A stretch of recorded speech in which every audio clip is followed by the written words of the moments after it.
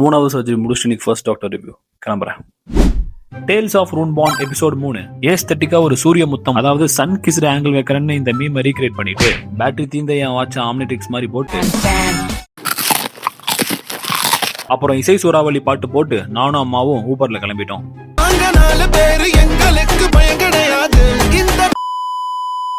இன்னைக்கு கூட்டம் ரொம்பவே கம்மியா இருந்தனால ஹாஸ்பிட்டல் போன வேகத்திலேயே சீக்கிரமா டாக்டரை பார்த்துட்டோம். ஆனா எனக்கு தேர்ட் ஆபரேஷன் பண்ணி 1 வீக் தானே ஆச்சு. அதனால பிளட் கிளாட் கொஞ்சம் ஜாஸ்தி இருக்கு.